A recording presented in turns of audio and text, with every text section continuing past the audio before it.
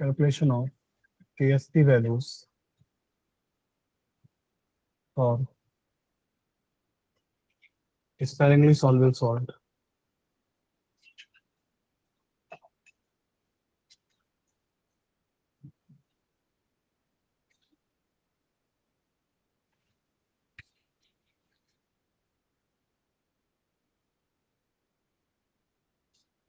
तो जैसे अपन को याद होगा कि मान लो AgCl को अगर हम पानी में डिजोल्व करते हैं तो ये काफी कम सॉल्युबल होता है।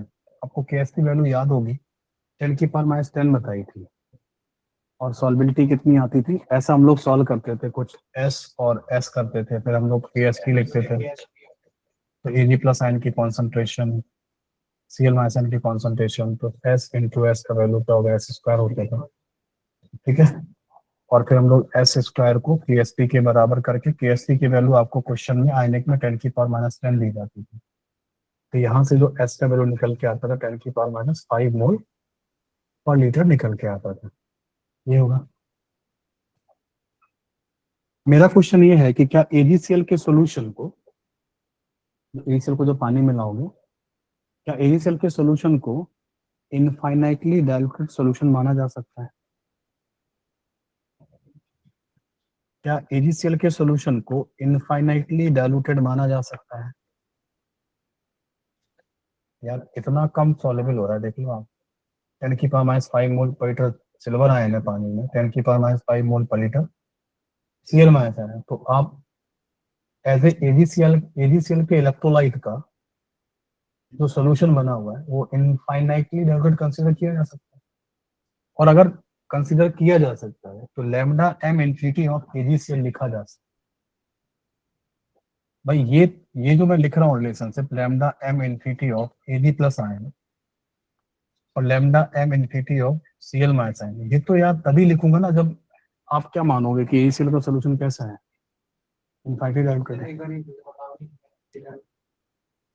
पानी में जब आप आयन की कंसंट्रेशन देखोगे ना तो पानी बहुत दिखेगा, लेकिन Ag plus ion Cl minus ion बहुत कम दिखेगा। कितना दिख रहा है? 10⁻5 मोल पर 10⁻5 मोल पर लीटर।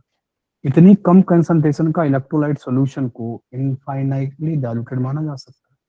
पर इसके अलावा तो कोई इलेक्ट्रोलाइट है नहीं ना। आयन अगर मैं कहूँ, अगर मैं ये कहूँ कि यहाँ पे कंडक्टेंस मेजर करो या यहाँ पे जो इलेक्ट्रिसिटी आएगी या वो चार्ज कैरियर कौन से, Ag plus ion Cl minus ion ही तो है, लेकिन वो तो बहुत ही कम है ना।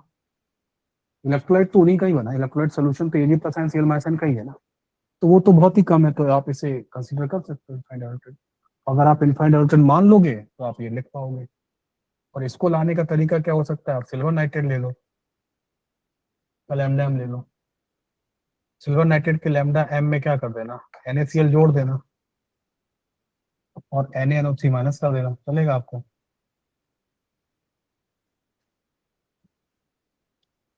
मानते हो आप लोग? ये होगा वाला लेकिन पार्ट एक और बार समझाएंगे, कौन सा? तो वो ये उसे इनफाइनाइटली क्यों ले जा सकता है? किसका सोल्यूशन है? पानी में क्या कौन से आयन दिखेंगे आपको दिनांशु? Ag प्लस और Cl माइनस, फिर भी और बहुत कम, उनकी कंसंट्रेशन कितनी है? 10⁻⁻5। तो इतनी कम कंसंट्रेशन पे तो आप उन्हें क्या मान सकते हो?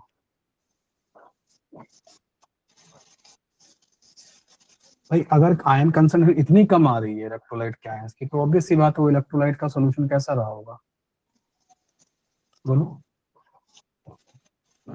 इनफाइनाइटली डाइल्यूटेड ही रहा होगा। भाई दो तरीके हैं, आप एक काम करिए, आप तो 1 लीटर पानी मतलब जो था ना उसमें 1 मोल Ag प्लस आयन मिलाकर लेकर उसमें 10⁵ लीटर पानी मिला दीजिए, यही बन जाएगा, यस है सर। ना? 1 मोल Ag प्लस आयन लो और उसमें 10⁵ लीटर पानी में मिला दो, तो द कंसंट्रेशन बिकम 10⁵5 मोल पर लीटर। तो सोचो 1 मोल Ag प्लस आयन है और 10⁵ लीटर पानी है ना? तो इतना इतना सारा पानी मतलब 100 टंकी पानी है समझ लो, पानी की जो घर की टंकी है ना, 10⁵लीटर है ना, इस तरीके से 1000 लीटर की एक टंकी होती है, तो उसका 100 टंकी है। 100 टंकी में आपने 1 मोल Ag प्लस आयन मिला दिया, मतलब कितना, 108 ग्राम। तो यू कैन इमेजिन कि इनफाइनिटली डाइल्यूटेड है ये। है ना, इस तरीके से 108 ग्राम होगा ना 1 मोल Ag प्लस आयन, ये सुनो। हाँ,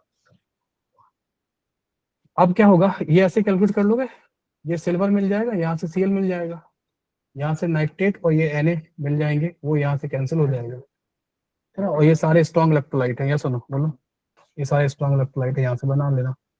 अब इन्होंने क्या किया, इन्होंने इसको जो लैम्डा एम इन्फिनिटी कैलकुलेट करके लाए किसका, AgCl का, इसको कर दिया 1000 K/m के बराबर। यहाँ पे K क्या है, इलेक्ट्रोलाइट का K होगा, ठीक है ना। तो यहाँ पे किसका होगा ये K, हाँ AgCl का रखना, पानी का मत रखना, जो यहाँ होता है वही यहाँ होता है, सेम होता है, ध्यान रखना, ठीक है। और वही यहाँ होता है, ये तीनों सेम ही होते हैं, जिसका M लिख रहे हो ना मोलर कंडक्टेंस, उसी का यहाँ K आएगा और उसी की यहाँ कंसंट्रेशन आएगी। ये सब वैल्यू रखकर आप क्या कर लेना, आप कैलकुलेट कर लेना M, M क्या देगा, हाँ यस, M की वैल्यू जो निकल के आएगी वो एक तरह से सॉल्युबिलिटी ही निकल के आएगी इन मोल पर लीटर में ऑफ AgCl। ये S होगा और ये कितना होगा, 10⁻⁵ मोल पर लीटर यहाँ से निकल आएगा, और इसी से आप 10⁻10 बना लेंगे।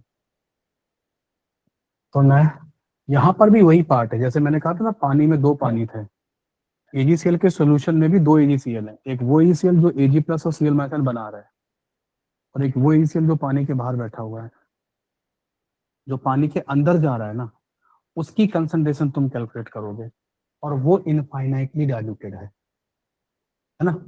अगर देखा जाए ध्यान से तो हम ऐसा कह सकते हैं कि इस वाटर में, ये जो वाटर एज ए सॉल्वेंट था, ठीक है, इसमें हम ऐसा बोल सकते हैं कि मैंने तो केवल 10⁻⁵ मोलर सिल्वर नाइट्रेट मिलाया था, चलेगा आपको 1 लीटर पानी में, तो 10⁻⁵ मोलर जो Ag प्लस आयन यहाँ जाएगा वो 10 की पावर सॉरी AgCl लिखना था नाइट्रेट में, तो यहाँ पे AgCl जो मिलाया है ना वो क्या करेगा, 10⁻⁵ मोल पर लीटर Ag प्लस आयन बना देगा, और 10⁻⁵ मोल पर लीटर क्या बना देगा बोलो, Cl माइनस आयन बना देगा पानी में जाके, और ये खुद खत्म हो जाएगा, पूरा पूरा खत्म हो जाएगा। तो एक्चुअली आपने जो इलेक्ट्रोलाइट मिलाया था उसने 10⁻⁵ मोल पर लीटर Ag प्लस आयन, 10⁻⁵ मोल पर litre Cl minus ion create किए, इसीलिए यहाँ से जो M निकल के आएगा वो उसी वाले AgCl का पार्ट निकल के आएगा जो वास्तव में पानी में डिसोसिएट होकर अंदर चला गया, वो निकल के नहीं आएगा इस वाले M की वैल्यू से जो वाटर के बाहर था। आपको याद है मैंने कहा था ये वाला पार्ट आउटसाइड द वाटर होता है, ये वाला पार्ट इनसाइड द वाटर होता है, जो आयन में टूट जाता है वो क्या होता है, वो basically outside of the inside of the water आता है, इस तरीके से। तो वो बैठा रहेगा अंदर, हम लोग वही कर रहे हैं, ठीक है। तो इनके क्वेश्चंस आसान होते हैं, लेकिन थोड़ा सा इनको बस ये समझाना पड़ता है कि कैसे क्या चल रहा है, आसान रहेंगे लेकिन इन चीजों को समझाने में टाइम लगता है कि एक्चुअली ये सब कैसे लिख दिया गया, क्या लिख दिया गया, रट लोगे तो भी काम चल ही जाता है, होता है ऐसे ही है, समझ लोगे तो ज्यादा अच्छा है, ठीक है। समटाइम्स क्या होगा कि जो आपका K ऑफ AgCl जो होगा ना इस तरीके से यहाँ पे, ऐसा हो सकता है कि K ऑफ AgCl जो निकालने के लिए कभी आएगा वो ऐसा आ सकता है K of solution minus K of H2, ऐसा आ सकता है, ये हो सकता है, ये समझ में आया तुम्हें, हाँ। सोल्यूशन में एक्चुअली कभी कभी क्या होता है कि वाटर अगर डिस्टिल नहीं है, मिनरल वाटर है, टैप वाटर है, मान लो लैब में आपने लिया, तो लैब में क्या होगा कि टैप वाटर होगा तो ऑब्वियस सी बात है, नल तो वैसे ही खराब रहती है, जंग में लगी रहती है, तो क्या होगा उसमें कुछ आयंस जरूर आएंगे पानी के, तो वाटर खुद कंडक्टेंट शो करेगा, ठीक है। और वाटर से भी जो आयंस आते हैं वो 10⁻⁷ मोल मतलब कम आते हैं, और AgCl वगैरह से भी अप्रोक्सीमेट उसी ऑर्डर का आता है, तो ये थोड़ा सा कंट्रीब्यूशन करके गड़बड़ कर सकते हैं आपके रिजल्ट का। तो वाटर का जो कंडक्टर होता है वो माइनस करोगे सोल्यूशन से, तो किसका बचेगा, केवल AgCl का आ जाएगा। अब ये न्यूमेरिकल के पॉइंट ऑफ व्यू से कैसे इंपॉर्टेंट है, अगर K ऑफ वाटर आपको क्वेश्चन में दिया जाए तो समझ जाओ माइनस करना पड़ेगा, और अगर नहीं दिया जा रहा है तो ये मान के चलना कि उसने जो पानी यूज किया वो डब्ल्यू डिस्टिल यूज किया है, कम से कम वाटर को 2 या 3 बार डिस्टिल कर लो तो उसकी कंडक्टिविटी 0 हो जाती है। ऑलमोस्ट